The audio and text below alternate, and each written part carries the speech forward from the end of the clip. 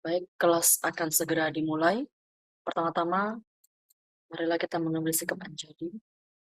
Pertama-tama, marilah kita menghanturkan sembah sujud kepada Maha Guru Dharma Raja Liansheng, sembah sujud kepada para guru sesepuh, sembah sujud kepada para Buddha Bodhisattva, agar senantiasa memberkati kelas pada hari ini dapat berjalan dengan sempurna, membentuk mudra Padma Kumara dan menjapa mantra Padma Kumara 7 kali.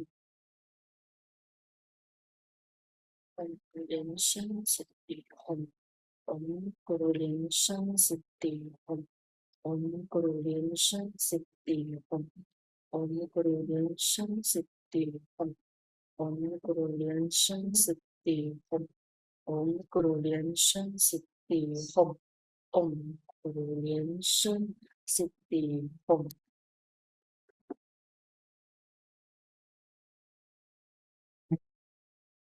Selamat datang kepada Ketua TBF Lima Chunju Shangshi dan Ketua Pengawas Lianseng Shangshi dan Ketua Departemen Pendidikan Lianseng Shangshi, Ketua Departemen Dharma Lientong Shangshi, Ketua Departemen Keuangan Lien Jia Shangshi, Ketua Departemen Publikasi Lien Yue Shangshi, Ketua Departemen Humas Lien Jia Shangshi, dan para Shangshi, Jiaoshoushi, Fashi, Jiangshi, Zhujiao, dan para calon pandita semuanya. Selamat malam semuanya.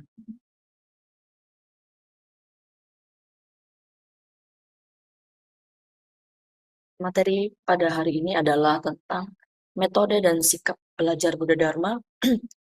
Pematerinya adalah Acarya Shelin Yi Shangshi yang berasal dari Malaysia, Zhe Xintang.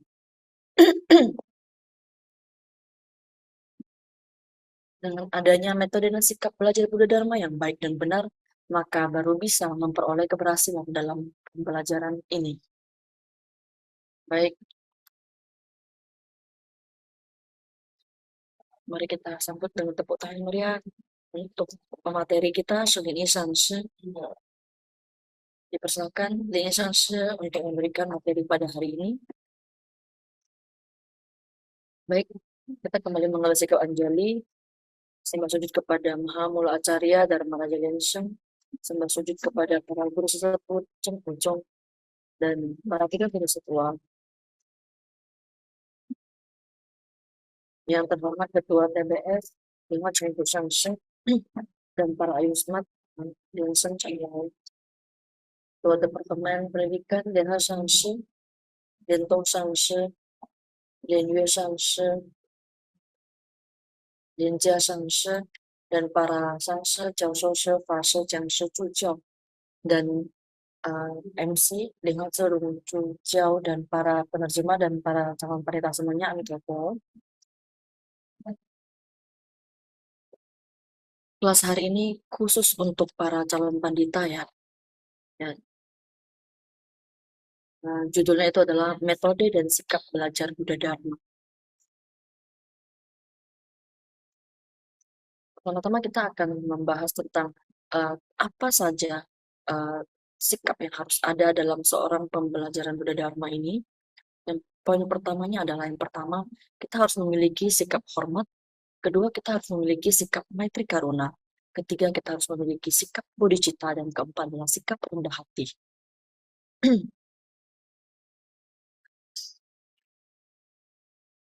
Sebenarnya kita tahu bahwa sikap menghormati itu kita harus memohon Buddha Dharma dengan penuh rasa hormat.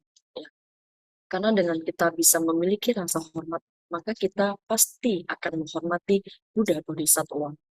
Nah, demikian baru dapat menaruh keyakinan penuh terhadap Buddha Dharma yang kita pelajari dan kita tekuni ini.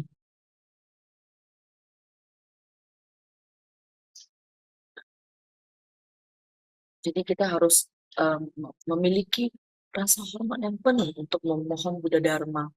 Berarti kita juga bisa menghormati Buddha Bodhisattva.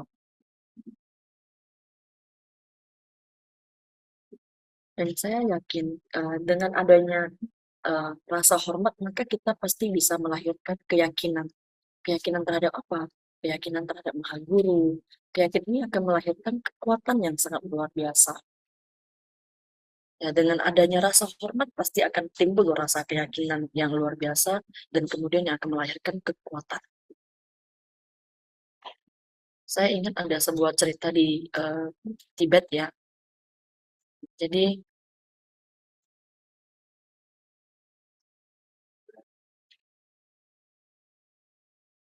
ada seorang biksu tua, dia memberikan dharma di sana kepada para siswa dan pada saat dia sedang berdharma di sana ada seekor nyamuk hinggap ke tangannya terus dia memukulnya. Terus ada siswa yang mulai mulai mencurigai gurunya, kenapa bisa membunuh nyamuk padahal kan sila membunuh itu adalah sila pertama yang tidak boleh kita langgar.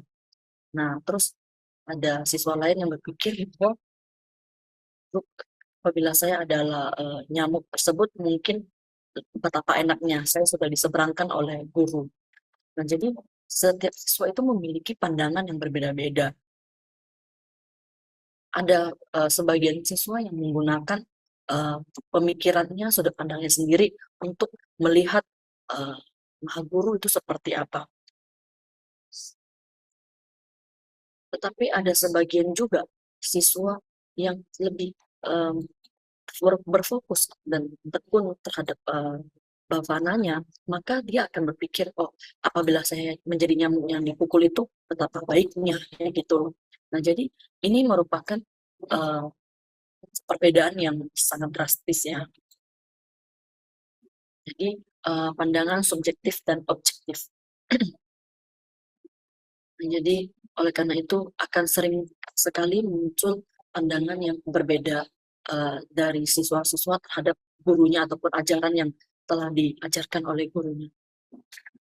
Oleh karena itu mengapa sikap hormat merupakan sikap yang pertama yang harus kita punya. Dengan adanya rasa hormat, kita pasti memiliki keyakinan penuh terhadap guru kita. Dan ini yang paling pertama, kita harus menghormati ya, menghormati guru kita. Tentu kita bisa harus memiliki keyakinan penuh terhadap guru. Jadi ada sebuah cerita itu tentang memanen buku untuk mempersembahkan kepada Buddha. Nah, jadi suatu hari seorang sadaka itu melewati sebuah pohon. Dia melihat di atas pohon ada sarang lebah. Ia ingin memetik madu untuk dipersembahkan kepada Buddha. Namun takut digigit lebah. Dia meminta arahan dari maha gurunya. Bagaimana agar saya dapat memetik madu tanpa harus diserang lebah? Terus maha gurunya berkata kepadanya, ini mudah sekali. Kamu cukup memberitahu si lebah, jangan gigit kamu saja.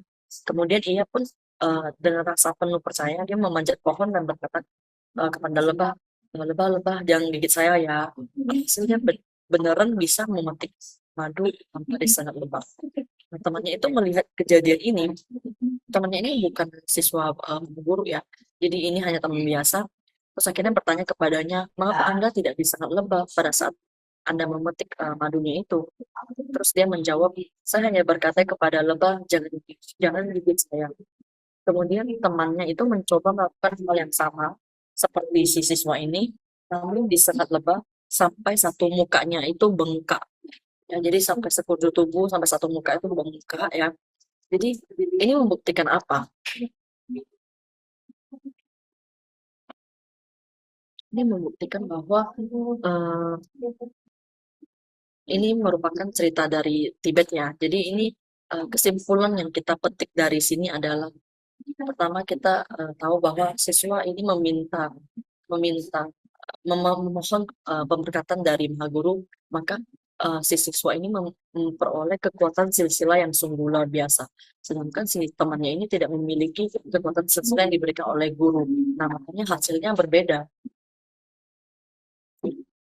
Jadi saya percaya pada semuanya, kalian juga semua semua hal yang kita peroleh itu semua merupakan kekuatan silsilah yang diberikan oleh Maha Guru kita.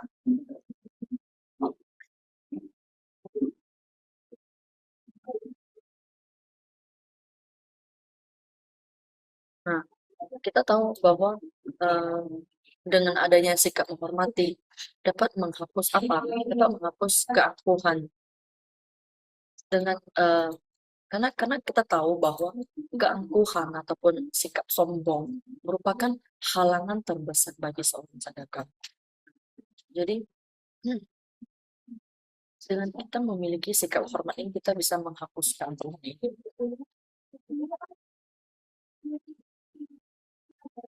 Keangkuhan ini seperti Anda dengan mudah meremehkan orang lain.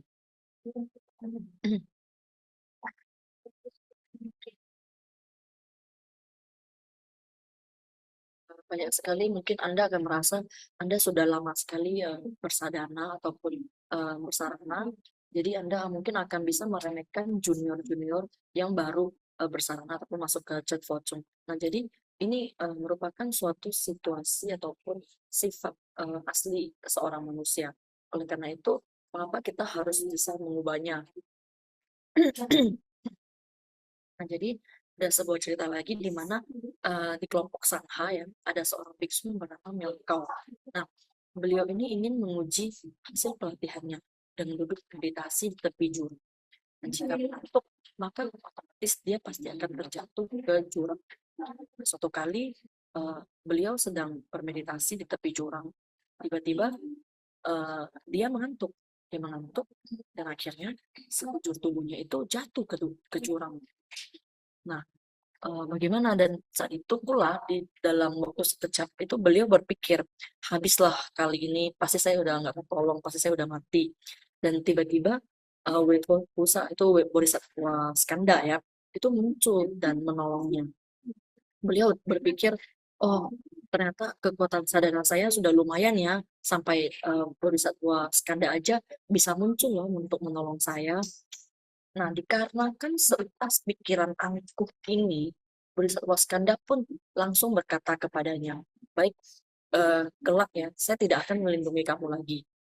Nah, jadi setelah itu, Biksu Kau sangat-sangat menyesal. Dan dia merasa seharusnya dia tidak boleh muncul sikap angkuh ini. Dan setelah itu, beliau setiap hari bertobat kepada Bodhisattva Skanda.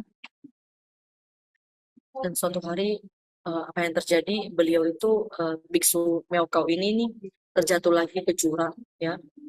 Dan kali ini dia udah berpikir, oh udah beneran habis, karena uh, udah skandal pasti beneran udah habis lah, nggak bakal tolong dia lagi kayak gitu. Namun ternyata Bodhisattva Skanda atau Waitokusa itu tetap muncul untuk menolongnya. Dan kali ini beliau dengan rendah hati bertanya kepada Bodhisattva Skanda, kenapa masih menolong saya, masih mau menolong saya? Bodhisattva Skanda menjawab, karena Anda paham dan tahu, sadar untuk bertobat, maka saya kembali melindungi Anda. Jadi ini adalah contoh di mana sikap angkuh itu benar tidak boleh ada ya.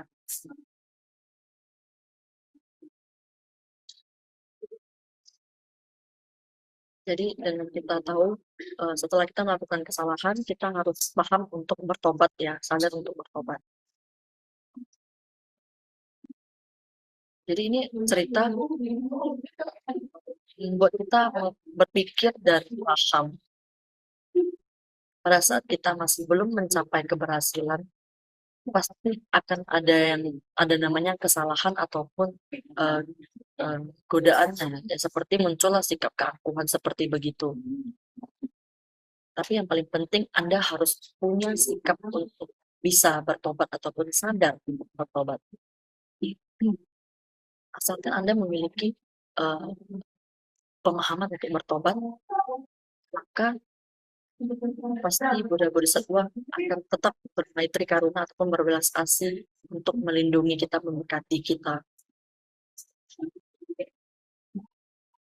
Jadi cerita ini menarik kesimpulan, apapun kesalahan yang pernah Anda perbuat, Anda harus paham dan sadar untuk melakukan pertobatan. Baik, yang kedua, keyakinan terhadap apa? Tadi yang pertama itu kan keyakinan terhadap Maha Guru. Nah, yang kedua ini adalah keyakinan terhadap Tantra Satya Buddha. Kekuatan dari Tantra Satya Buddha sungguh luar biasa ya. Jadi kita tahu di karya tulis Maha Guru yang ke-225, ramalan yang akurat, ada sebuah artikel yang tertulis apa. Nah, jadi ada seorang umat ya bernama Cicung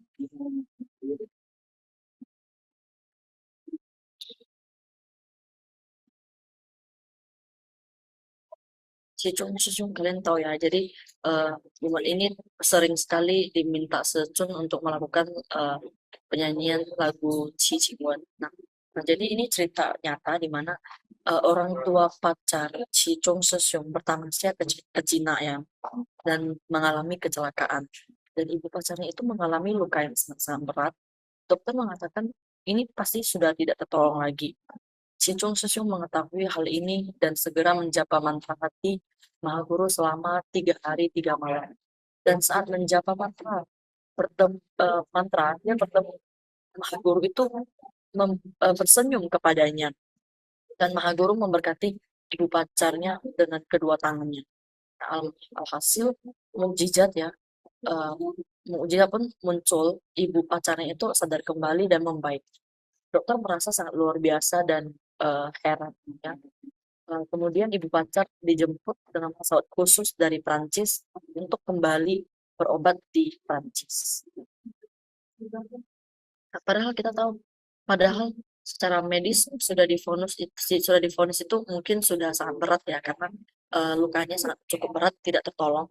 Tapi karena pemberkatan dan kita menaruh keyakinan penuh kepada Maha Guru, eh, Maha Guru pun senantiasa memberkati dan memberikan mukjizat sehingga eh, penyembuhannya itu tidak bisa dianalisa lagi secara medis. Sungguh luar biasa.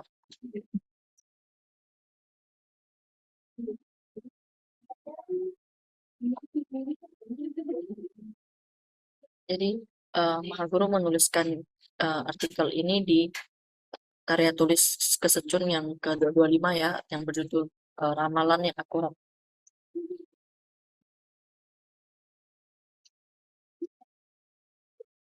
Nah, jadi ada seorang biksu ya, Denchoy Fase ya, mungkin ada yang kenal.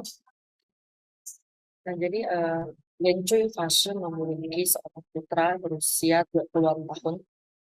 Nah, jadi putranya itu seorang tentara di Amerika. Kalian semua tahu bahwa menjadi tentara di Amerika itu merupakan sebuah profesi yang cukup eh, menakutkan ya, karena ya kita tahu pasti akan berhubungan dengan mempertaruhkan nyawa. Nah, di Amerika ini menjadi seorang tentara ini pekerjaan yang cukup bahaya dan si ibu ya, Dentri Fasha ini sangat khawatir.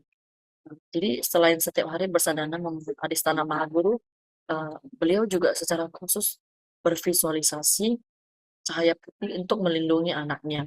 Dan jadi suatu kali si anaknya ditugaskan ke Afghanistan untuk bertemu dengan teroris yang sedang menembak. Nah, jadi eh, satu grup itu mereka lari kabur, namun anak Fasha kok jatuh, berusaha bangkit dan terus berlari. Saat itu anaknya mendengar suara peluru melewati kiri kanannya, namun tidak ada satupun yang terkena badannya. Nah, jadi eh, ribuan peluru ya lewat ke kiri kanannya, tetapi tidak ada satupun yang tertembak ke badannya dan anaknya pun lolos ya. Dan saya sendiri juga kenal dengan putranya.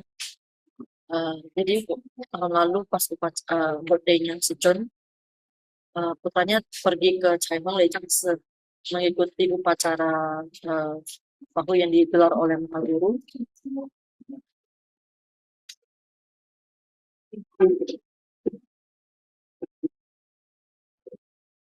Jadi saya melihat dia memegang sebuah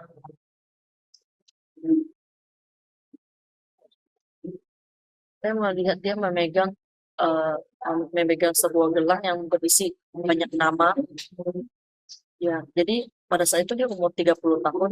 Pada saat umur 30 tahun dia sudah keluar dari kehidupan tentara. Dan waktu itu dia memegang pasti liontin nama-nama teman-temannya dan saya tanya kepada putranya ini apa? Katanya ini adalah nama-nama teman dia yang telah meninggal pada saat perang ya. Jadi saya rasa seorang tentara, profesi tentara ini merupakan pekerjaan yang cukup membahayakan. Jadi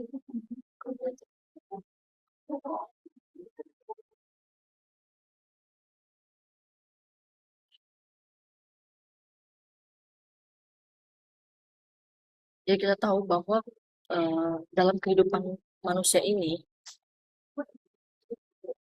begitu banyak hal bisa terjadi ya.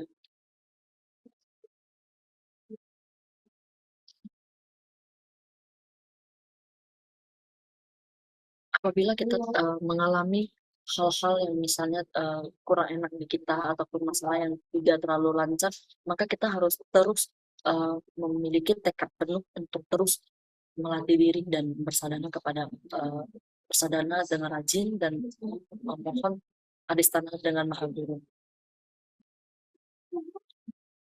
Baik, yang ketiga, keyakinan terhadap diri sendiri. Jadi dalam ajaran Tantra itu sangat menitik beratkan kekuatan diri sendiri dan kekuatan Buddha. Ya, dengan adanya kekuatan diri, ya, baru bisa memperoleh adistana kekuatan Buddha. Jadi banyak yang bersalah berpikir di mana, oh ya udah saya tiap hari memohon aja adistana dari Buddha, ada adistana dari Buddha ataupun Guru itu udah cukup. Tetapi sebenarnya tidak cukup karena dalam tantra itu tidak hanya kita mengharapkan kekuatan Buddha ataupun kekuatan spirit, tetapi kita juga perlu dari kekuatan diri kita. Dengan adanya pergabungan kekuatan diri dan kekuatan Maha Guru kegiatan Buddha, maka akan menghasilkan hasil yang lebih luar biasa.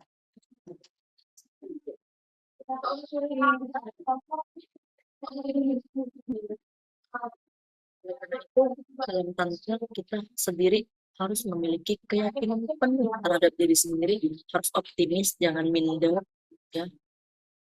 Dengan adanya kekuatan sendiri, maka baru kita bisa mengundang kekuatan luar, kekuatan Maha Guru, kekuatan Buddha untuk menyertai kita.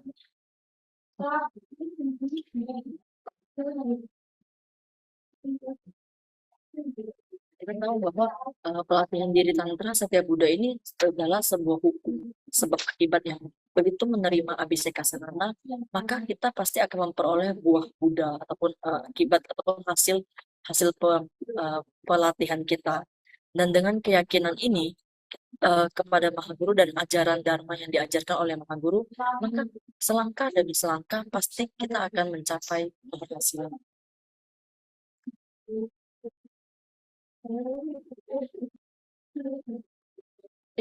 Tidak peduli di depan kita melewati rintangan apa saja, maka kita harus terus, terus dan terus maju ke depan dan terus uh, pantang mundur.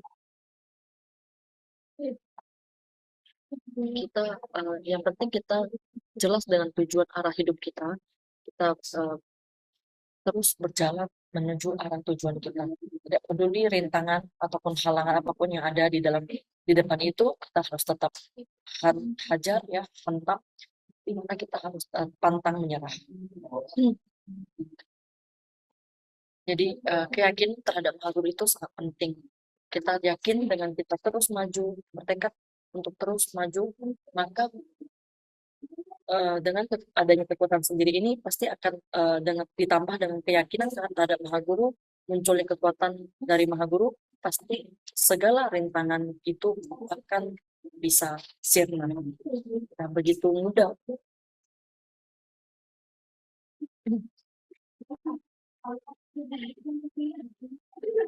Makanya yang paling pertama itu keyakinan terhadap Maha Guru, kedua keyakinan terhadap ajaran Satya Buddha, dan yang ketiga adalah keyakinan terhadap diri sendiri itu sangat-sangat penting. Jadi ketiga ini ya harus dicamkan. Baik, yang kedua, tadi yang pertama itu kan sikap rasa hormat. Nah, jadi yang kedua ini adalah sikap maitri karuna. Nah, dalam Buddha Dharma, maitri dan karuna itu memiliki makna yang berbeda. Ya, maitri itu adalah cinta kasih. Ya, jadi tidak hanya berharap insan memiliki kebahagiaan yang sesaat, ya, tetapi bisa berharap insan itu memiliki dalam kebahagiaannya, kebahagiaan yang lebih abadi. Nah, jadi seperti dan misalnya seperti Dharma Duta, dan kelak kalian semua para calon Dharma Duta, kita seorang Dharma Duta harus memiliki sikap Maitri Karuna. Dengan adanya sikap Maitri Karuna, maka kita bisa membantu tempat ibadah ataupun para insan ataupun para umat yang berada di tempat ibadah kita.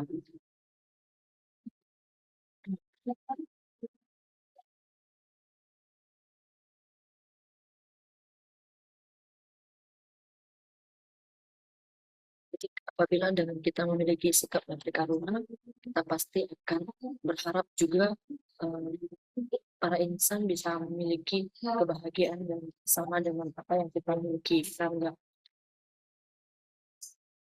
kita harus memikirkan bagaimana cara biar insan juga bisa merasakan kebahagiaan. Jadi pertama-tama pasti kita harus saling saling saling mengalah, saling melapang dada, ya, saling mengerti, ya, ber, ber, berinteraksi ataupun berhubungan dengan harmonis, ya. Jadi itu sangat penting. Kemudian karena adalah belas kasih. Jadi tak hanya berharap insan terlepaskan dari penderitaan, namun membantu insan terlepaskan dari faktor yang membuat insan menderita. Jadi tadi yang pertama Maitri itu adalah cinta kasih, dan yang kedua Karuna itu adalah belas kasih. Cinta kasih itu membuat mereka memiliki akar dari kebahagiaan. Kalau Karuna itu bisa membantu mereka untuk terlepaskan dari faktor-faktor yang membuat mereka bisa menderita. Seperti saya kenal seorang murid, ya, yang di Hong Kong, dia membawa 20.000 US dollar, 20 juta US dollar, sorry. Dia ini investasi properti, ya, di luar negeri, dan ternyata habis semua, ludes, ya, rugi besar. Dia sangat sedih. Sebenarnya yang membuat dia sedih itu adalah bukan karena dia kehilangan duit, tapi uh, yang membuat dia sedih adalah teman yang dia bertemu dengan setiap teman lamanya, semuanya malah menghindari dia, ya. Jadi mereka dia sangat merasa sedih. Pada saat dia masih ada uang, semua itu berteman dengan dia, tetapi pada saat dia sudah menjatuh miskin, tidak ada lagi teman yang mau dekat dengan dia. Jadi itu yang membuat dia merasa sedih. Jadi suatu hari dia berada di Chinatown, dia bertemu dengan seorang umat Chan Pocong. Nah, jadi waktu itu umat dia menceritakan cerita dia kepada umat tersebut, dan akhirnya umat tersebut pun membawa dia ke vihara, dan dia merasa, wah, umat di sini semuanya berbeda, ya, dengan kondisi teman-teman saya. Di luar sana teman saya itu bersikap dingin dan cuek kepada saya, tetapi di tempat ibadah ini, di vihara ini, saya merasa umat-umat memberikan eh, rasa hangat ataupun rasa cinta kasih, rasa support yang sungguh luar biasa kepada saya, sehingga saya memiliki eh, mental yang cukup baik di sana. Jadi dengan adanya perhatian yang mereka berikan kepada saya merasa sangat berbeda, dan akhirnya siswa ini pun bersarana kepada Chen Focong. Dan setelah bersarana, uh, siswa ini pun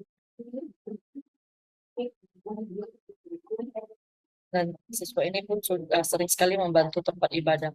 Dan meskipun sekarang dia sudah tidak bisa seperti dulu, kondisinya sudah uangnya sudah bisa balik lagi, tetapi setidaknya mentalnya dan sikap dia, karakternya itu sudah berubah banyak. Dia lebih ceria, dan dia uh, lebih tahu untuk membantu sesama, ya, jadi sikapnya sangat berubah. Jadi dengan demikian dia juga bisa merasakan kebahagiaannya, meskipun dia sudah tidak bisa sama seperti dulu. Jadi ini adalah harga, ya, ataupun value dari mempelajari ibadah.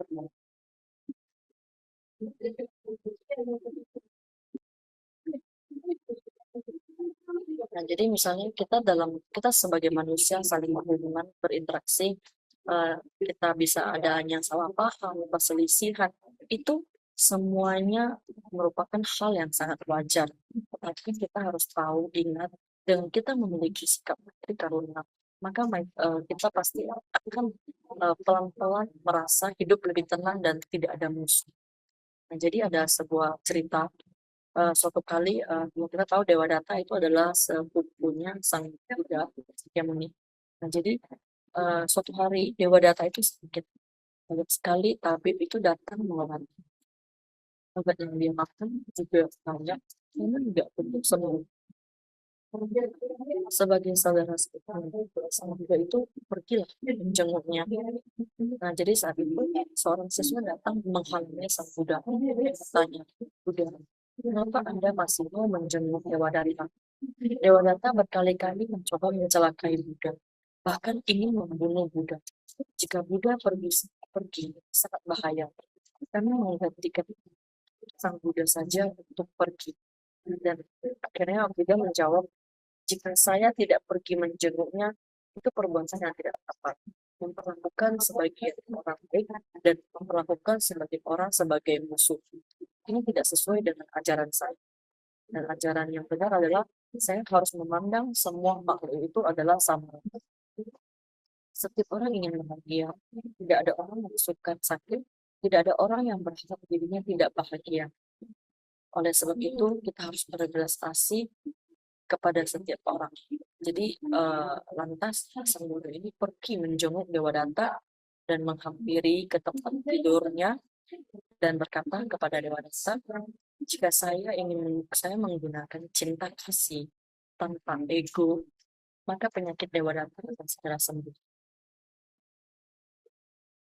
Dan hasil Dewa Danta pun sembuh. Buddha berkata kepada para siswa, ingat, Buddha memandang semua makhluk dengan sama rata. Tidak ada perbedaan. Jadi, uh, makanya dengan kita memiliki sikap Maitri Karuna yang sejati, maka pasti tidak akan ada musuh. Makanya saya mengatakan kalimat ini sungguh bagus ya.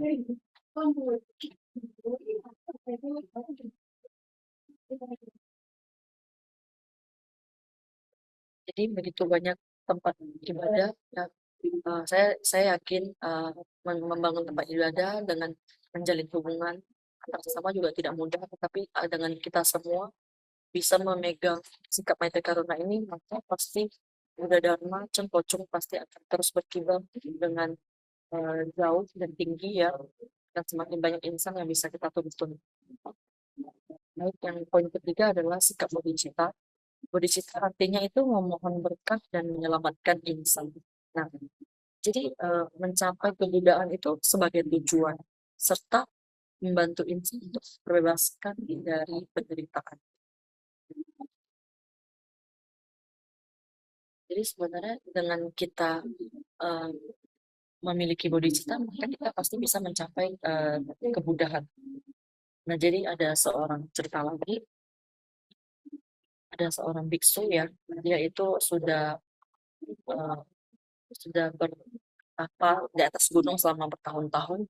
Suatu hari dia ingin sekali untuk melakukan sikap bodhicitta, dia ingin berbodhicitta. Maka dia berpikir bagaimana cara saya supaya bisa bodhicitta. Dan akhirnya dia terpikir, dia melihat ada seorang orang tua ya, uh, untuk kan banyak sekali nih orang tua itu dari bawah gunung naik ke kuil di atas gunung untuk untuk apa ya, untuk sembahyang. Nah, jadi akhirnya dia berpikir, oh aku enggak, saya ini aja tugas saya bantu mereka, saya bantu untuk memikul ataupun menggendong mereka itu supaya bisa sampai naik ke atas gunung supaya meringankan beban beban mereka. Akhirnya suatu hari dia bertemu dengan seorang nenek tua. Dia akhirnya dia memikul nenek tua itu untuk naik ke atas gunung yang menggendongnya.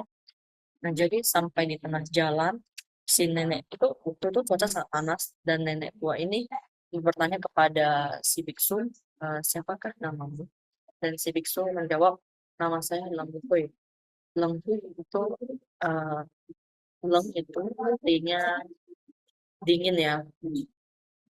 Nah, jadi eh, terus akhirnya si nenek tua bertanya, kenapa namamu Lengkuy? Karena dulu emosional saya nggak stabil, amarah saya yang sangat parah. Makanya guru memberikan saya nama Lengkuy supaya saya bisa lebih belajar untuk lebih tenang. Dan akhirnya mereka melanjutkan perjalanan. Terus mereka tak lama kemudian si nenek tua tanya lagi kepada si biksu Lengkui ini, siapa namamu? Kenapa namamu Lengkui? Terus dia juga menjawab pertanyaan sama dan ini dilakukan berkali-kali sampai pada akhirnya si Lengkui bertanya kepadanya, saya nenek, saya udah capek capek banget memikul Anda, menggendong Anda, tetapi Anda terus melakukan pertanyaan yang sama. Jadi saya itu udah kehilangan kesabaran. Jadi eh, jangan melakukan tanya jawab yang sama terus. Dan akhirnya di saat itu si biksu Lembu ini pun eh, mulai terpancing emosinya dan tak lama kemudian si nenek tua itu sirna dan kemudian muncul di angkasa sesosok bodhisattva Avalokitesvara dan mengatakan kepada si biksu Lembu ini, hati Lembu belum tenang, masih perlu melatih diri 12 tahun lagi. Jadi ini merupakan uh, jadi nenek itu adalah jelmaan dari Bapak Syain Pusat atau Suara Budi Satyo dan untuk datang menguji praktisi dari hasil praktek dari si biksu ini.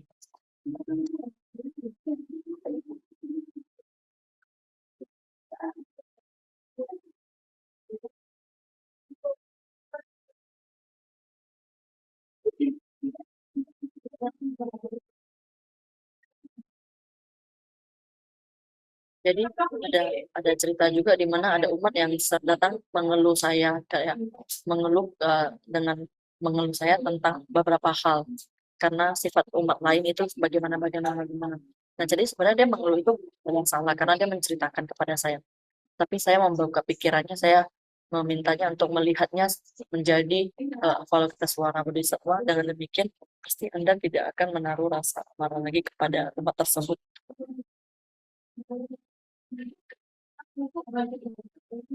Ada lagi cerita tentang Ya Arya Milarepa, dia berkata, Milarepa kita tahu ya, dia berkata, sebelum mencapai pencerahan, saya mengira saya sedang menuntun insan. Setelah mencapai pencerahan, saya baru sadar bahwa saya yang dituntun oleh insan. Setiap berbuat kebajikan, saya mengira saya sedang membantu orang lain. Dan akhirnya, saya baru sadar bahwa saya yang dibantu oleh orang lain. Melihat apa maksud dari kedua bait ini. Nah, jadi sebelum mencapai pencerahan, dia itu mengira yang dilakukan adalah untuk menuntut insan. Tetapi setelah mencapai pencerahan, malah dia baru sadar bahwa yang selama ini adalah yang yang menuntun dia yang dituntut oleh insan. Dan setelah mencapai pencerahan, Anda akan tahu bahwa eh, semua insan yang datang ke menghampiri Anda, mereka semuanya yang membuat Anda untuk mencapai keberhasilan. Karena kalau jika tidak ada mereka, tidak ada para insan tersebut yang datang menghampiri hidup Anda, maka Anda tidak akan eh, mencapai keberhasilan. Ya, karena tidak ada pengujian, tidak ada mempraktekkan sikap-sikap bodhicitta maupun welas asih yang ada di dalam hidup Anda. Nah, jadi semua insan yang datang itu adalah mereka yang eh, memiliki tujuan untuk membuat diri mencapai keberhasilan.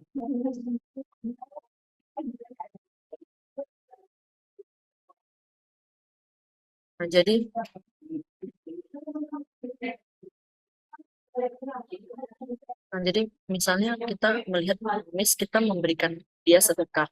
Nah, jadi mungkin ada yang berpandangan bahwa ada memiliki pandangan di mana oh dia adalah pengemis. Jadi yaudah saya kasih dia, saya bantu dia nih pakai uang ini saya bantu dia. Tapi mungkin ada orang yang memiliki sudut pandang yang berbeda. Nah, jadi apa namanya saya memberikan dia sedekah itu mungkin eh, supaya saya memberi dia sedekah itu artinya saya memiliki kesempatan untuk berdana. Nah, jadi sebenarnya ini memiliki sudut pandang yang berbeda, tetapi tentu eh, yang kedua itu yang benar, ya. Karena yang pertama itu adalah kita mau bersedekah karena kita pikir kita membantunya, tetapi sebenarnya dia datang, kita memberi berdana, yaitu dia memberi kita kesempatan untuk memupuk pahala kebajikan, yaitu berdana. Nah, jadi inilah perbedaan antara sebelum dan setelah pencerahan. Nah, jadi ada satu kalimat lagi yang diucapkan oleh Arya Milarepa, yaitu memaafkan orang yang melukaimu, dia menanggung resiko untuk terjatuh ke neraka demi membantu pencapaian Anda.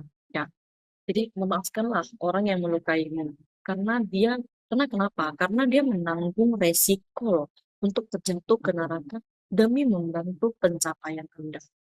Jadi karena kita tahu bahwa kita memiliki sikap pendidikan, maka kita tidak boleh memiliki musuh dengan orang lain. Dan apabila pada saat kita mulai menemui kondisi-kondisi yang kontra, di mana yang tidak pas dengan kita, kalian harus ingat bahwa di saat inilah kalian harus mempraktekkan pelatihan diri Anda. Dan di saat inilah kalian harus tahu, kalian harus membangun jalinan karma yang baik, bukan jalinan karma yang buruk. Karena dengan adanya jalinan karma yang buruk, maka pasti hukum karma ini akan, ikatan karma ini akan terus berjalan. Tapi jika Anda bisa mengubahnya menjadi jalinan karma yang baik, maka Anda pasti memiliki sudut pandang yang berbeda lagi. Maka maafkan dan gunakan metrik karuna untuk memaafkan mereka. Karena meskipun itu kesalahan orang lain, tapi kalian harus tahu karma buruk itu pasti milik sendiri. Ya, jadi ini merupakan milik perkataan dari Mila Rafa.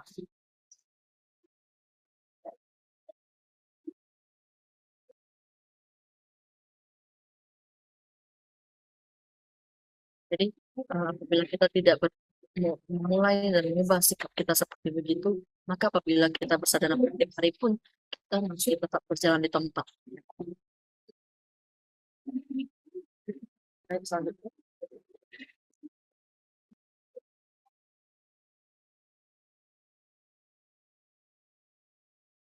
Keempat adalah sikap rendah hati, ya. Jadi kerendahan hati adalah wujud keharmonisan batin dan keterbukaan pikirannya. Merupakan sebuah moral yang diperoleh setelah melatih diri. Jadi rendah hati itu bikin proses kita melatih diri untuk mengubah tabir kita.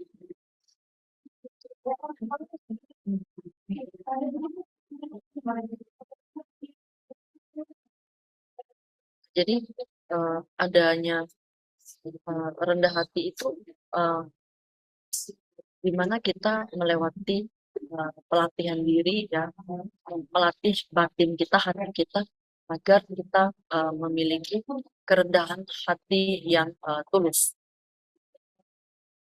Itu kan sebuah cerita, ya, ada tokoh Amerika yang bernama Franklin.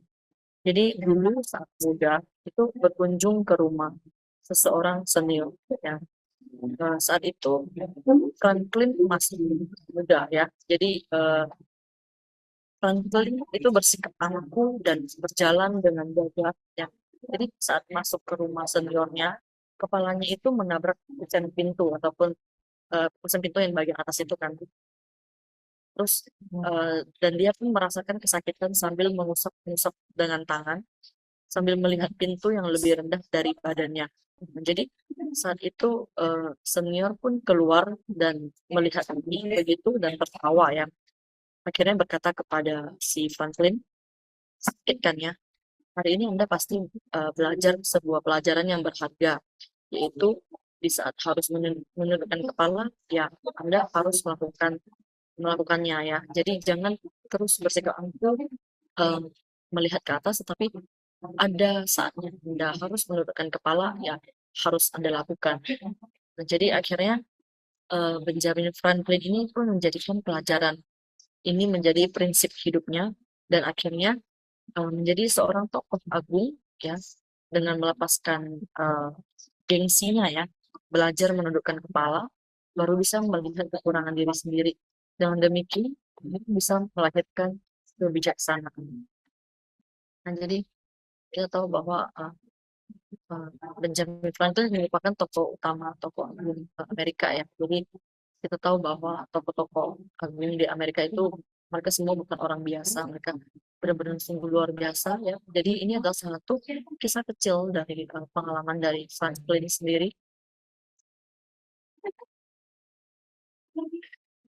Kita harus bisa belajar untuk memiliki sikap rendah hati, di mana kita harus melepaskan uh, keangkuhan kita untuk belajar menundukkan kepala ya, bersikap rendah hati, maka kita bisa melihat kekurangan kita sendiri.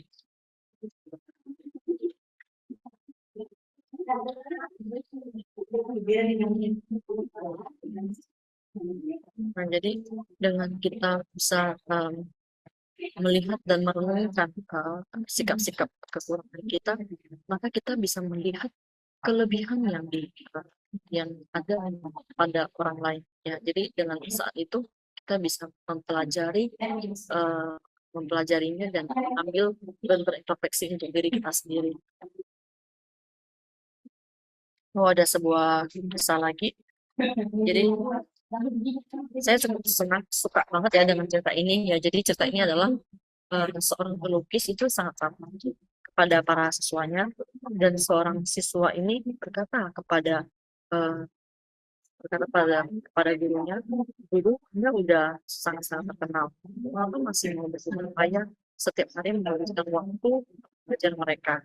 Dan guru menjawab, kamu tahu nggak, saat saya masih muda belajar melukis itu saya pernah loh berkunjung ke seorang pelukis yang sangat terkenal. Namun pelukis itu sikapnya seperti apa? Pelukis itu meremehkan saya. Saat itu saya sangat sedih, dan eh, sebelum pergi saya berkata kepada pelukis tersebut, Anda berdiri di atas gunung melihat saya begitu kecil di sini. Sama seperti saya melihat Anda dari bawah gunung, Anda juga sangat kecil di atas sana. Nah, jadi eh, menurut saya kalimat ini sangat luar biasa. Bagaimana Anda melihat orang lain juga bagaimana melihat Anda. Ya sama, Anda melihat orang seperti begitu, orang lain juga melihat Anda seperti begini. Jadi ini merupakan uh, teori yang sangat mudah ya. Jangan meremehkan orang lain.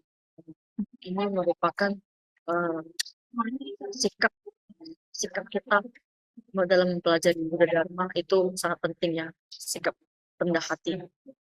Nah, cara belajar Buddha Dharma ya. Mempelajari Buddha Dharma itu seharusnya menjadikan mendengar, merenung, dan melatih diri sebagai dasar. Terus kita mendengarkan Buddha Dharma, memahami ajaran Buddha. Jadi kemudian merenungkannya, misalnya penderitaan, sunya, anicca yang disabdakan oleh Buddha. Dan apa itu sebenarnya ajaran sejati dari Nah, jadi tentu bagaimana cara kita belajar Buddha Dharma, tentunya misalnya kita harus sering membaca sutra-sutra dari Buddha, misalnya seperti Sutra Wajra ya, Sutra Intan, dan ada sutra-sutra lainnya lagi yang perlu kita pelajari.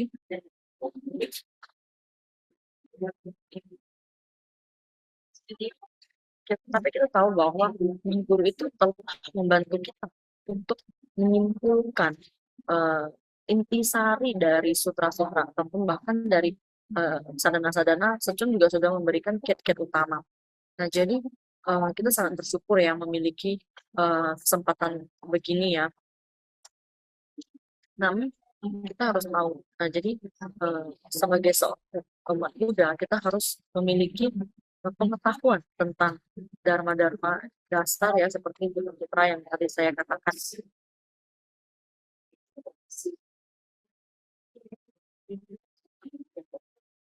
Seperti yang dikatakan oleh Kilarapa, itu uh, dia berkata, yang menuntun saya adalah insan, bukan saya yang menuntut insan. Nah, jadi orang lain heran mendengar kalimat demikian.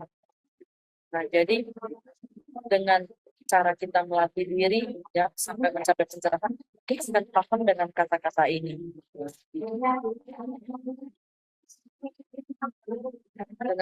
terus pun melatih diri dan sebenarnya dengan semua itu melatih diri banyak membaca buku dan ceramah itu kita pelan-pelan kita memahami ajaran-ajaran yang diajarkan oleh Buddha.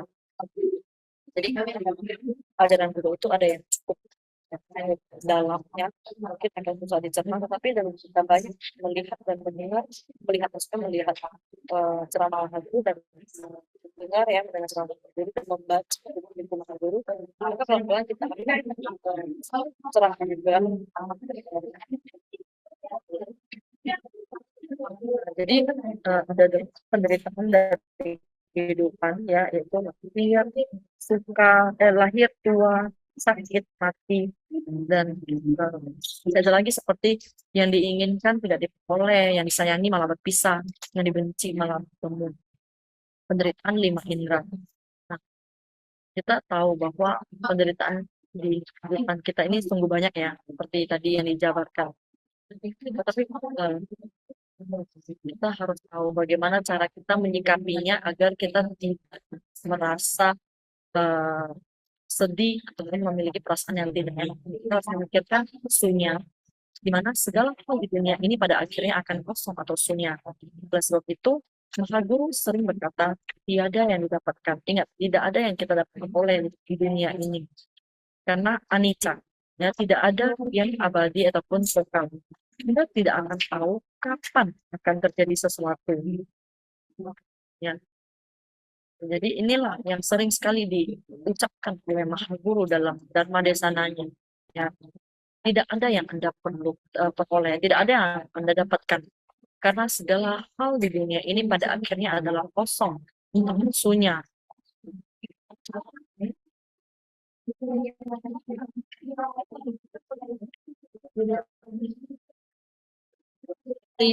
uh, bulan di dalam air ya. Mengapa kita katakan bulan di dalam air?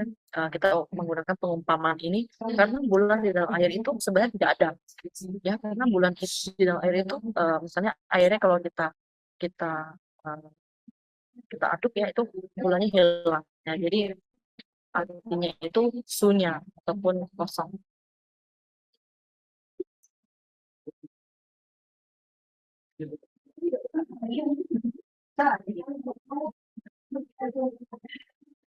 Kenapa kita harus menekuni sadhana ya? Karena dalam kehidupan ini kita sulit sekali memperoleh tubuh manusia. Kedua, hidup itu adalah sunya. Ketiga itu adalah hidup itu anicca ya. Nah, jadi dengan demikian kita harus terus merenungkan ya, ini adalah perkataan dari apa ya. Jadi kita harus merenungkan perkataan ini ya. Dengan kita bisa merenungkan sabda-sabda dari para Buddha Bodhisattva ini, maka kita pelan-pelan pasti akan mengerti dan memahami makna dari kehidupan. Misalnya ada sebuah cerita tentang Putri Mabamu ya. Nah, jadi di Tibet ya, di Tibet itu ada seorang raja yang memiliki seorang putri. Putri ini berperan cantik ya, cantik sekali. Dan banyak sekali pangeran yang ingin menjatuh. Dan saat itu juga orang tuanya itu sangat menyayanginya ya. Namun pada saat si Putri Mabamu ini berusia 16 tahun, dia terkena penyakit kulit, yaitu penyakit kusta yang sekejap tubuhnya itu dipenuhi dengan bentol-bentol nanah. Jadi tiba-tiba dia menjadi burung rupa, dan akhirnya pangeran yang mengejarnya Putri mulai perlahan-lahan pergi menjauh, dan orang tuanya pun berubah mulai tidak ada, sehingga ia merasa sangat sedih dan menderita. Akhirnya dia sangat merasa sedih ya, dan suatu hari dia diam-diam si Putri Mandalmo ini diam-diam meninggalkan istana. Jadi dia berdiam di sebuah goa yaitu gunung es ya. Jadi ada sebuah goa, dia berdiam di sana.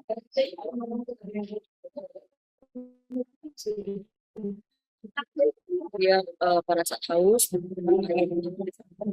pada saat lapar, dia makan buah hingga yang ada di goa sana.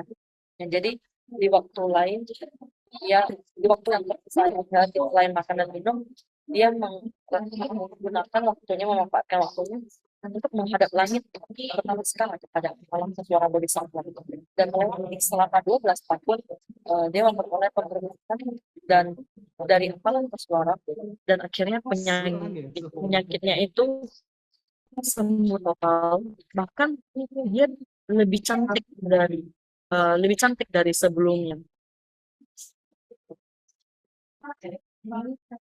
Akhirnya dia kembali ke istana. eh, pangeran-pangeran yang sebelumnya yang pada saat dia masih muda itu yang mengejarnya itu sekarang setelah melihat dia pulang dan makin cantik, pangeran-pangeran itu pun terus kembali mengejarnya. Namun saat ini eh, putri ini, putri Mabamu ini sudah berbeda ya. Dia sudah berubah, dia sudah memahami ajaran tentang sikap eh, sifat anicca ataupun tiada aku yang ada di dunia ini, di kehidupan ini. Akhirnya dia memutuskan untuk meninggalkan keduniawian dan menuntun insan dengan metode dharma. 然后变成一种大爱。Ini memberikan kita semua dari cinta kecil yang menjadi cinta besar. Dan kita tahu bahwa memang sekarang itu tak hanya bisa mengikis kata buruk, namun juga bisa meningkatkan. Jadi jangan meremehkan dari sekarang ya.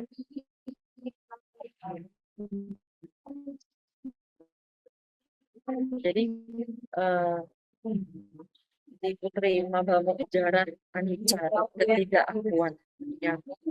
Seperti apa? Ya, jadi tidak ada diri sendiri yang sesungguhnya. Manusia itu terbentuk dari 4 elemen, elemen tanah, air, api, dan air. Jadi apa yang dimaksud anicca ya? Tidak ada yang abadi atau kekal. Kita tidak akan tahu kapan akan terjadi sesuatu. Nah, jadi kita harus ingat dengan metode-metode ini.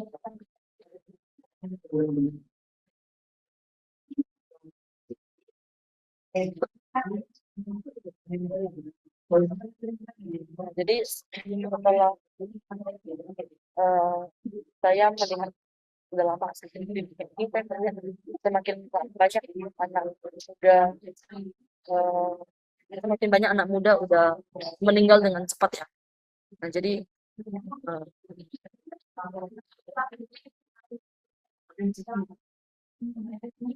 jadi besok saya ingin sungcing ya, karena ada seorang umat ya baru berumur 30 tahun juga.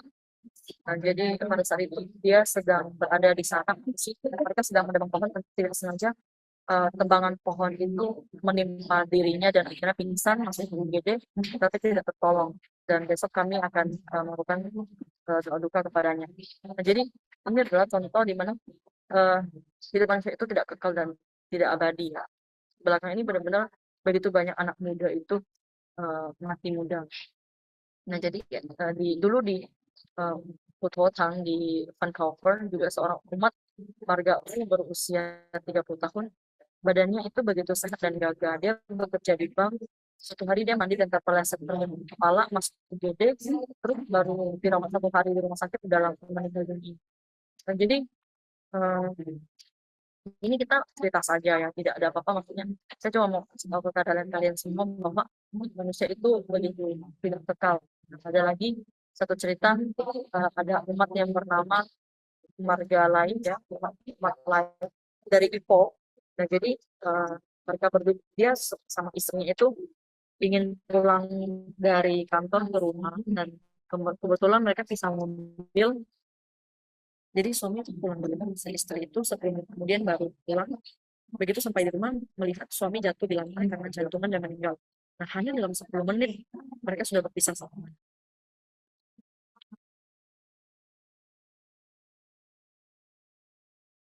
Jadi menekuni ya, kita harus menekuni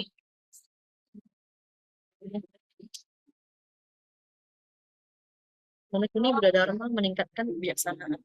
Begitu ada kebijaksanaan, maka bisa melampaui segala kilesa. Dikarenakan akar dari kilesa berasal dari kemelekatan diri. Nah, jadi eh, kita tahu bahwa dengan kita lihat di sini ada cerita lagi tentang teori tentang bayangan ya, filosofi dari bayangan.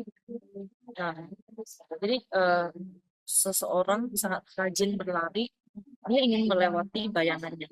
Namun tak peduli dia berlari begitu cepat, bayangan itu selalu berada di depannya.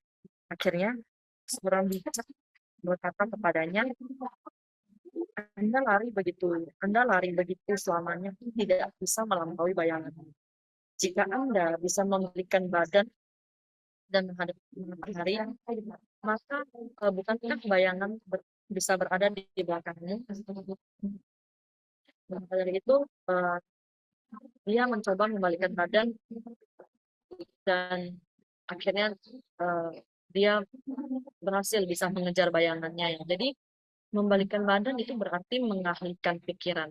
Mengalihkan pikiran adalah sebuah kebijaksanaan. Nah, jadi hal yang tidak baik dialihkan menjadi hal yang baik ya.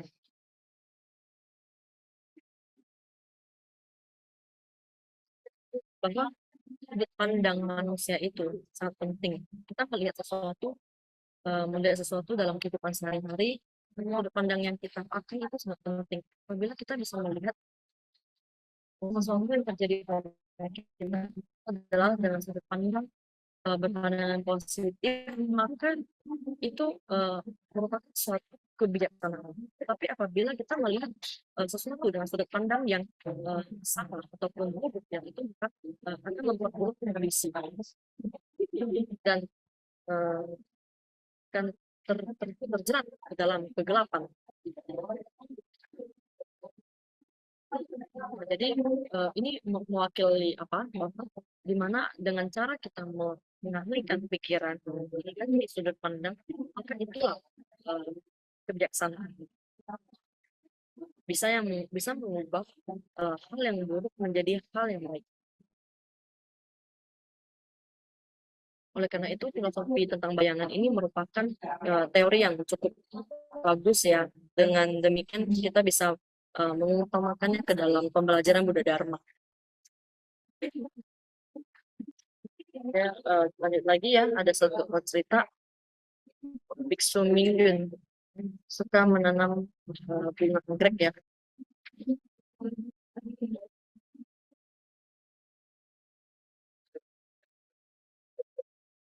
Sebenarnya banyak sekali cerita yang udah pernah saya sharing di kelas uh, universitas daring ya di Banglo Tashe di setiap Jumat.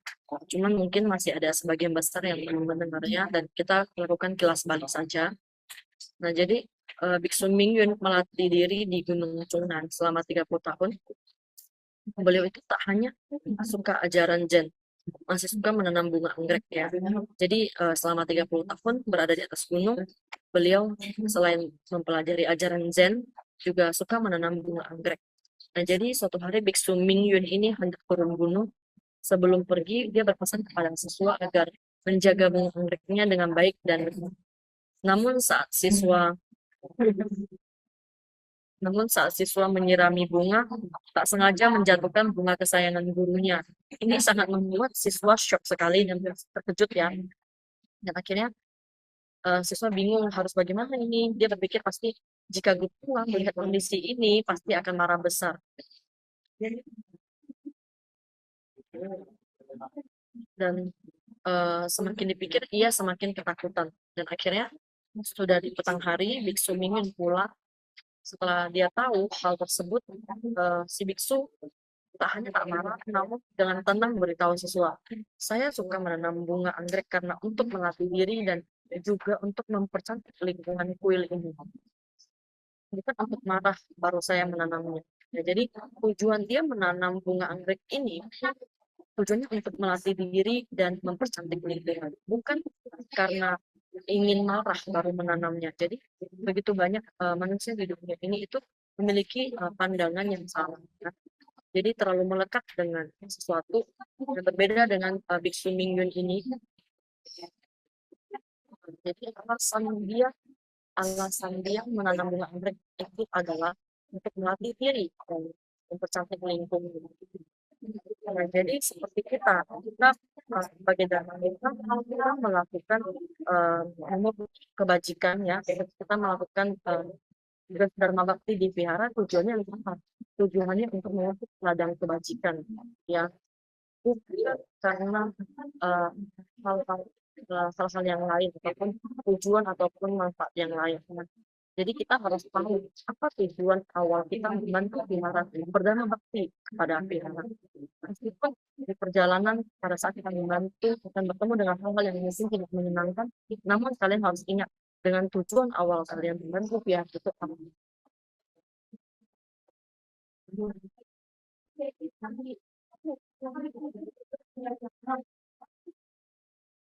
Jadi seperti yang dikatakan oleh Biksu Mingyun kepada siswa,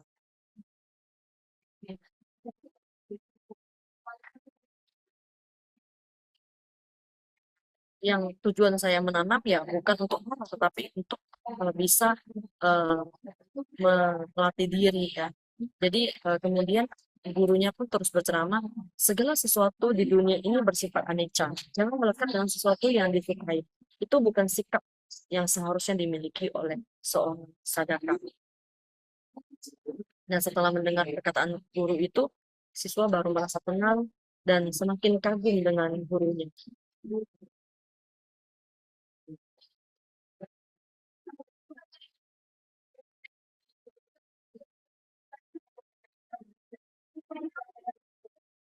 Jadi uang memang penting, tetapi uang bukan segalanya. Ingat ya, seperti saya sedang membangun Cesin Cangse sekarang. Sekarang ini saya sedang membangun sekarang juga tidak mudah ya. Karena setelah COVID ya, kita tahu kita juga semua terkena dampak. Sekarang ini itu semua butuh uang ya. Jadi memang memang tidak mudah lah ya. Oke, baik kita kembali ke topik pertama.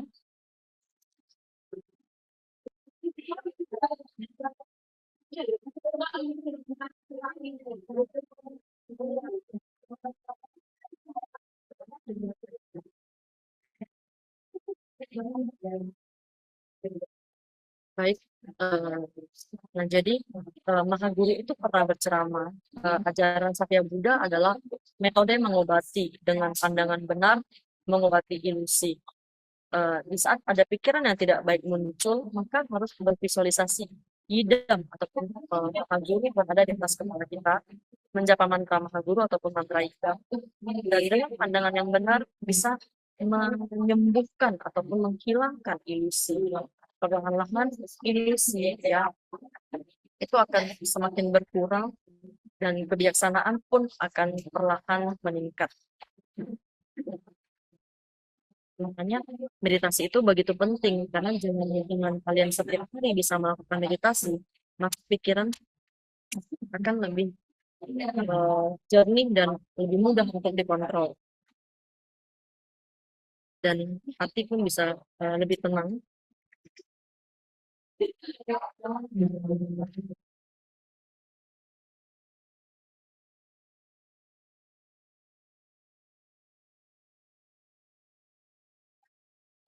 Dengan umat ya yang sudah bersadana dengan lama, berbasana dengan lama, perlahan-lahan Anda akan merasakan perbedaan dari sikap yang Anda uh, selama ini ada sikap buruk mungkin akan perlahan-lahan hilang dan hati Anda akan mulai terbuka. Dan jadi dengan demikian ini merupakan suatu wujud perkembangan dari pelatihan diri Anda ya. Jadi kita tidak seharusnya terpuruk ataupun terjerat dalam kilesa ataupun kegelisahan batin ya. Kita jangan terus-terusan berada dalam kayak pusingnya hidup ataupun kegelisahannya hidup. Tapi kita harus berusaha bisa bangkit dan keluar dan kita harus menggunakan sudut pandang yang benar ya untuk mengatasi rintangan ini.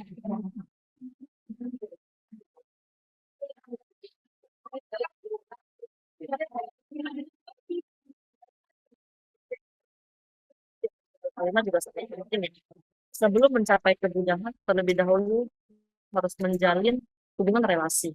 Nah, jadi pendirian tempat ibadah harus berorientasi dengan masyarakat. Ada orang, maka adanya sumber daya ya. Kita tahu orang berbakat dan berkah pasti akan datang. Oleh karena itu, penting sekali untuk menjalin karma jodoh yang baik. Itu sangat-sangat penting. Ya. Jadi kalau misalnya kita eh, tidak menjalin hubungan yang baik dan kita apa namanya menjalin hubungan yang buruk dengan orang lain, maka pada saat kita butuh bantuan orang itu pasti tidak akan datang membantu kita. Maka setiap saat kita harus menjalin hubungan karma yang baik kepada semua orang. Jadi ada sebuah cerita, Sang Buddha meminta Ananda mengambil setempat air ya. Suatu hari Sang Buddha meminta Ananda mengambil seember air di pemukiman terdekat ya, sebuah desa pemukiman. Nah, dan begitu begitu tiba di pemukiman, Ananda itu sangat sungkan meminta kepada seorang nenek tua. Nah, saya ingin minta sedikit air untuk eh, bawa ke tempat persapaan kami. Terus nenek tua itu menolak, tidak boleh, saya hanya memberikan air untuk masyarakat desa di sini. Terus Ananda bilang, jangan begitulah, saya hanya minta sedikit saja untuk teman-teman saya dan Sang Buddha. Nah, terus tidak peduli si Ananda bagaimana Ananda ngomong apapun, nenek tua tetap tidak mau memberi air. Akhirnya Ananda pun pulang dengan ember kosong dan dengan sedih ya. Setelah melihat kondisi ini, Sang Buddha pun meminta Sariputra untuk mengambil air di tempat yang sama. Jadi Sariputra diminta untuk meminta air kepada nenek tua yang sama. Dan begitu tiba, nenek tua tak hanya tak menolak, eh, bahkan memberikan Sariputra seember air. Jadi langsung diokein. Jadi kayak Sariputra baru minta, oke saya mau minta ambil air untuk seember air untuk eh, kami minum bersama di sana. Terus si nenek tua langsung bilang oke nggak masalah. Dan bahkan sebelum Sariputra meninggalkan nenek tua itu, bahkan nenek tua memberikan dia sedikit kue kepadanya. Jadi ini merupakan hal yang sangat ini ya, di mana pada di ke desa pemimpin yang sama, pemukiman yang sama, ke nenek tua yang sama, tetapi memiliki hasil yang berbeda. Kenapa? Jadi Sang Buddha bersabda, pada kehidupan lampau, Sariputra ini suka membantu orang. Ya, jadi dia bisa menjalin banyak karma baik. Namun nenek tua begitu baik maka nenek tua bisa begitu baik kepadanya. Makanya menjalin karma baik itu sangat penting, ya. Bisa menjaga relasi hubungan antar sesama manusia dengan baik itu sangat-sangat penting. Ya. Dan dengan Anda bisa menjalin hubungan karma yang baik, maka pasti Anda akan memiliki bantuan dari bantuan dari orang lain.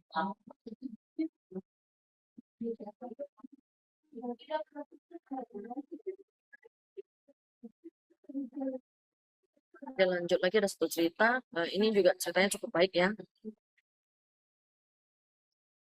Ini pekerja wanita yang pabrik daging.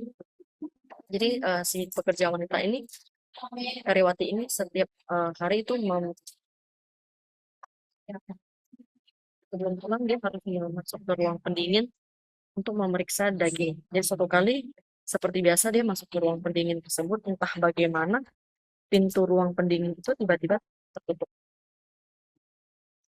Dia berteriak sekeras-kerasnya, namun tidak ada yang mendengar. Saat itu sudah jam pulang, semua karyawan sudah pulang. 1 jam kemudian pintu terbuka, seorang satpam yang membukanya. Jadi selain dia mengucapkan rasa terima kasih kepadanya, dia juga bertanya kepada satpam, ini bukan tugasmu, mengapa Anda bisa kemari membuka pintu? Satpam menjawab, saya di sini kerja sudah 20 tahun. Setiap hari mendapat salam selamat pagi dari Anda, setiap pulang juga mendapat salam sampai jumpa dari Anda.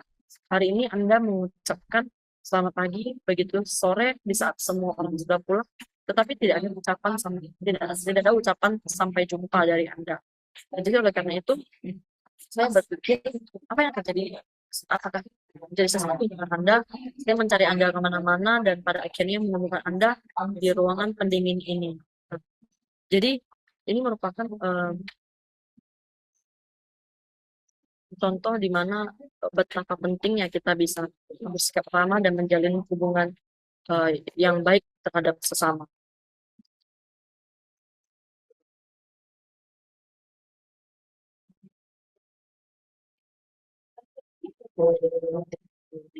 Ya, jadi oleh karena itu uh,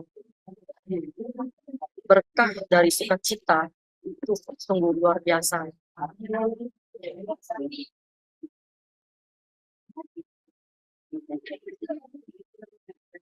Dengan mungkin kita secara kasar ataupun secara kasat mata kita melihat ini sebenarnya dengan mengucapkan selamat pagi dan sampai jumpa hanya sebuah tindakan yang sangat kecil, tetapi bahkan dengan ucapan salam sampai jumpa dan selamat pagi ini bahkan bisa menyelamatkan nyawa si pekerja wanita ini. Nah, jadi menurut saya ini setidaknya Anda harus bisa berusaha untuk menjalin jalinan karma yang baik kepada sesama. Jadi saya teringat Biksu Liaoming pernah berkata seorang sadaka ada dua hal penting yang harus dilakukan. Yang pertama adalah memupuk ladang berkah. Kedua itu adalah mengikis karma buruk. Ini adalah perkataan yang diucapkan oleh Biksu Liaoming. Mengapa kita harus memupuk ladang berkah? Ya, yaitu kita menekuni ajaran kebajikan ya, agar dapat memperoleh berkah di kehidupan ini.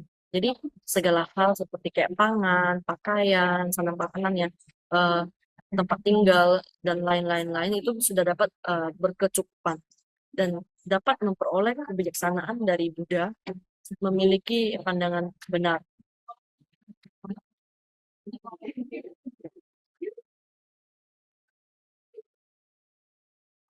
Nah, jadi saya biasa melihat ada umat yang memberikan persembahan, tapi kayak seperti pelit-pelit gitu. Terus setelah ditanya, dijawabnya, saya masih belum punya banyak uang untuk berdana. Nah, jadi sebenarnya ini merupakan contoh di mana uh, ladang berkah yang dibuka itu belum cukup banyak. Nah, jadi tidak apa-apa, makanya kita harus bisa banyak menjalin hubungan karma yang baik agar kita bisa memupuk ladang berkah yang lebih baik yang lagi. Dan dengan adanya uh, ladang berkah ini, maka kita pun pasti akan memperoleh kebijaksanaan dari Buddha, memiliki pandangan yang benar, menghilangkan segala kilesa, dan menghapus segala rintangan sadhana, ya, dan dapat mencapai kebutuhan pada akhirnya. Nah, jadi mengikis karma buruk ada juga poin penting yang dikatakan oleh Biksu Yomi, ya, ada sebuah kalimat berbunyi, jika karma tidak berat, maka tidak akan lahir di dunia saha ini. Kita terlahir di dunia saha ini semua membawa karma. Oleh sebab itu, Sang Buddha berkata, manusia datang ke dunia ini untuk membayar karma.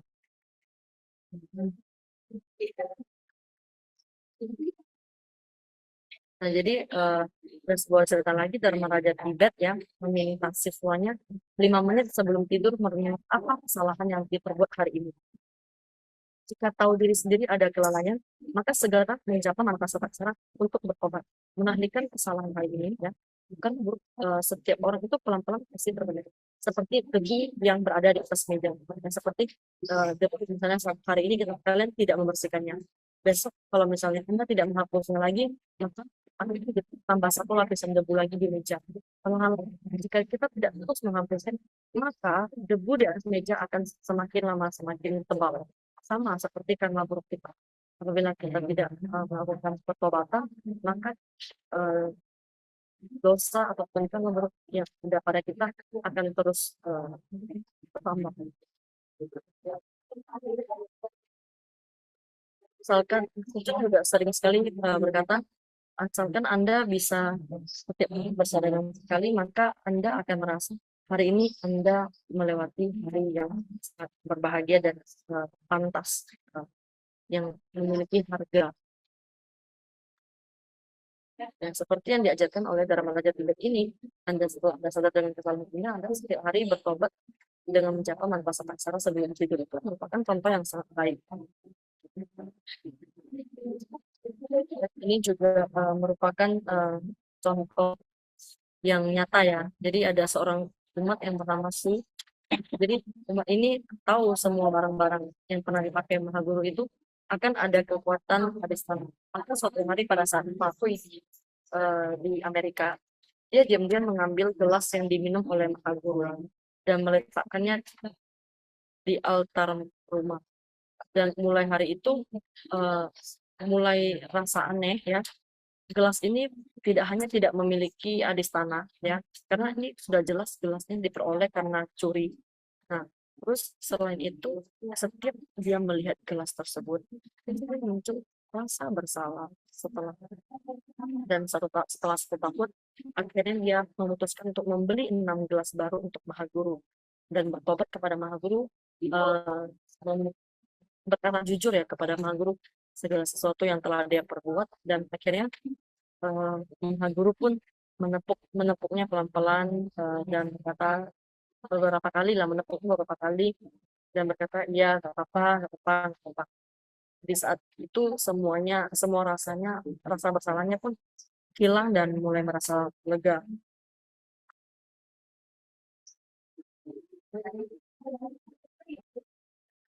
Jadi saya rasa mencoba ini juga sangat penting.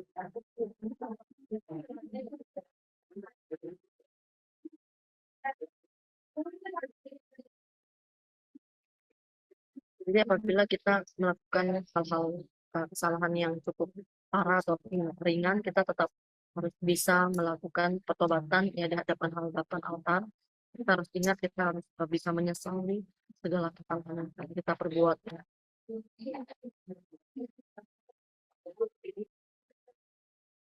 Jadi yang terakhir ya, jadi teringat ya, dulu di abad ke-17 ada filosofer Inggris yang bernama Bacon. Nah, dia menjabarkan 3 metode belajar untuk mengajak kita berenang. Ya. Jadi ada 3 metode. Metode pertama itu adalah metode semut, metode kedua adalah metode laba-laba, dan ketiga adalah metode limbah. Jadi yang pertama, metode semut, itu seperti semut hanya tahu, tidak berhenti, memindahkan dan mengumpulkan makanan. Tidak bisa bervariasi, tidak bisa mengubah, ya, hanya monoton.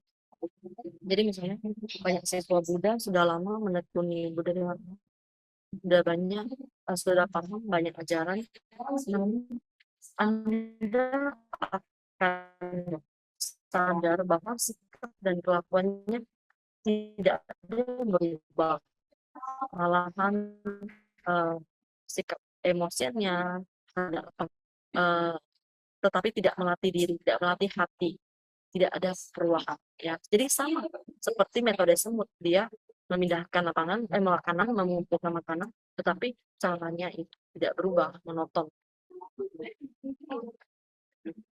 Jadi sama juga dengan siswa yang hanya bersadana, tidak melatih hati, tidak melatih diri, tapi tabiatnya masih tetap sama, tidak ada perubahan.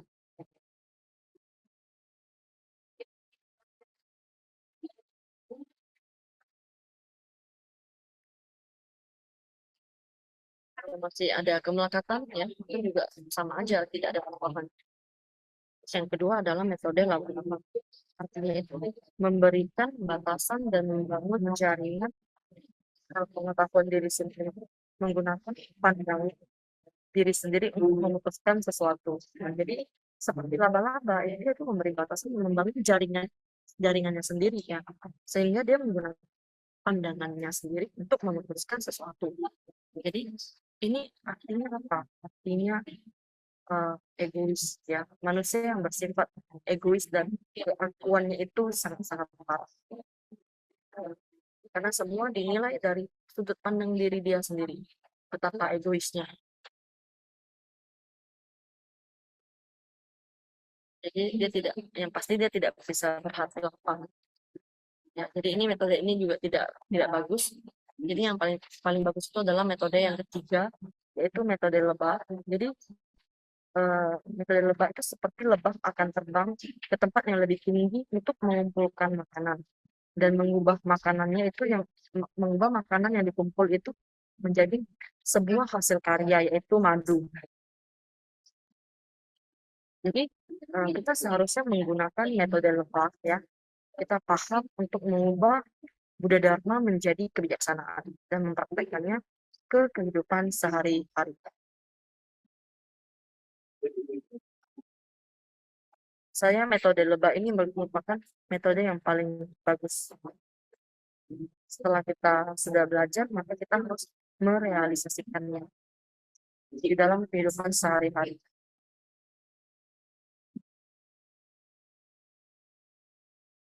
Kita setiap harinya pasti akan bertemu dengan banyak hal, maka kita uh, harus bisa mempraktekkan Buddha Dharma juga ke dalam uh, kehidupan kita sehari-hari. Membantu kita, menuntun kita untuk menjalani hidup.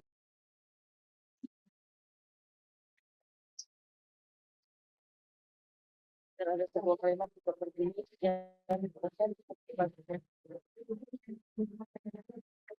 melatih diri ya ataupun berbasana itu seperti bulan yang ada pada tanggal 1 lunar ya. Pada awalnya itu banyak kekurangan dan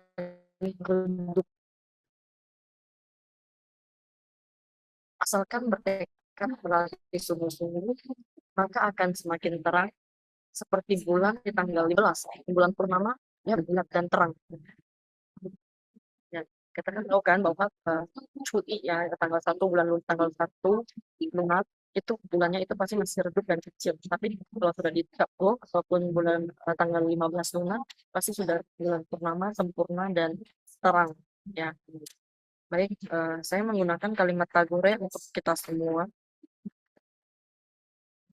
Hiduplah ya, jadi seberkas cahaya, sebab Anda tidak pernah tahu siapa yang akan meminjam cahayamu untuk keluar dari kegelapan. Ya. Jadi sebenarnya kita semua bisa hidup menjadi seberkas cahaya. Ya. Semakin lama semakin terang ya. Kita harus hidup menjadi hidup seperti seberkas cahaya ya. Sebab kita nggak pernah tahu siapa yang akan meminjam cahayamu untuk keluar dari kegelapan. Apalagi kita adalah seorang dharma duta. Kita harus terus mencas diri kita karena kita nggak tahu ke depannya umat ataupun insan yang kita temui itu membutuhkan bantuan apa kepada kita.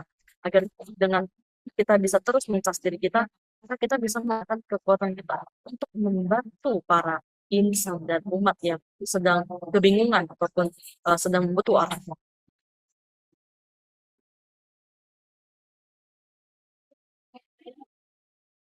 Jadi apabila kita sebagai umat ataupun dharma duta kita bisa berbicara dengan benar di tempat ibadah kita, maka mulut akan memancarkan cahaya.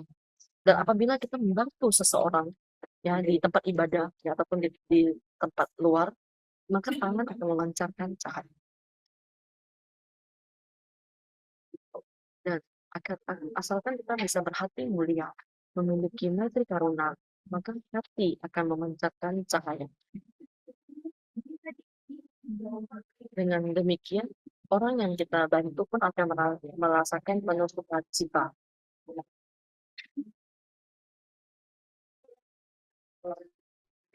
Ingat ya, dengan kita bisa berbicara dengan benar, berucapan dengan baik, maka mulut akan memancarkan cahaya. Kita bisa membantu seseorang dengan tangan kita, maka tangan kita akan memancarkan cahaya. Sama dengan hati, memiliki maitri karuna, maka hati memancarkan cahaya. Semoga kita semua bisa hidup menjadi seberkas cahaya, memancarkan dengan segala keindahan.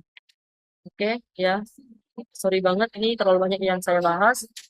Jadi di akhir kata, semoga semuanya bisa sehat selalu, ya, berkah penuh dengan berkah.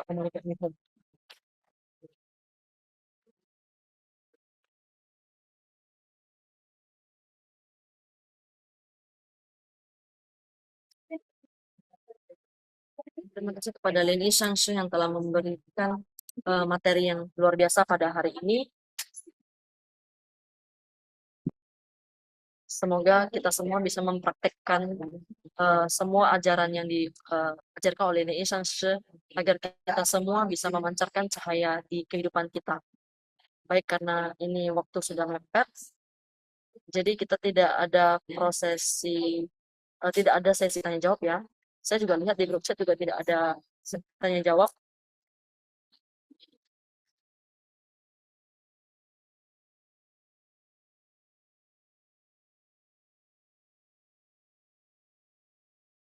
Baik, saya ada sedikit info kelas di ini ya, di Sabtu depan jangan lupa di waktu yang sama jam 7 malam waktu Indonesia Barat.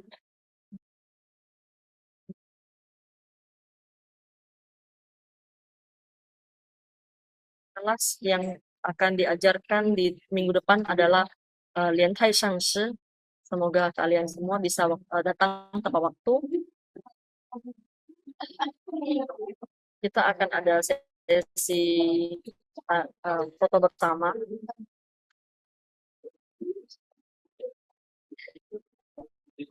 Ini ada yang perlu diperhatikan oleh para calon pandita maupun calon Jiangshi dan calon Zhujiao.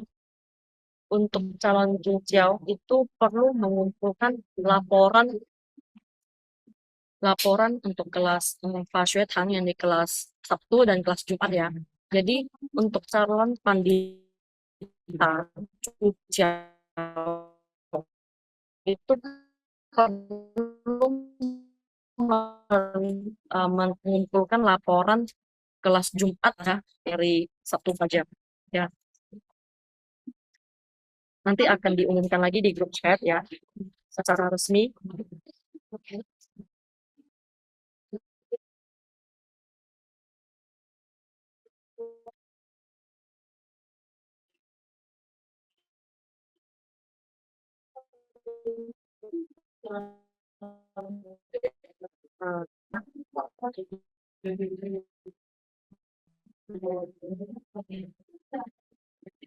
Apabila ada yang sudah mengumpulkan sebelumnya, diminta untuk mengumpulkan ulang ya ke Google Classroom ini.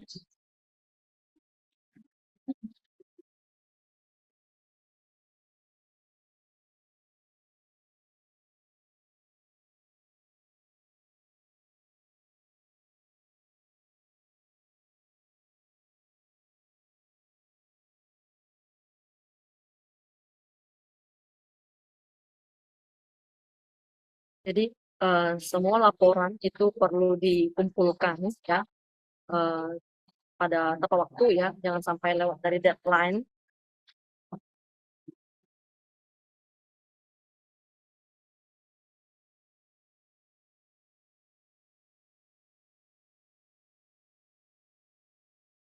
Para calon pandita Cuciao perlu mengumpulkan laporan pesan dan kesan setiap kelas di hari Jumat ya. Juga harus mengumpulkan laporan pesan kesan setiap kelas di hari Sabtu ini. Baik, kita berterima kasih kepada Lin Sanse telah memberikan materi yang luar biasa. Terima kasih kepada tim penerjemah Lin An Tashe untuk channel Inggris dan untuk saya sendiri channel Indonesia. Dan terima kasih kepada segenap panitia yang berada di balik layar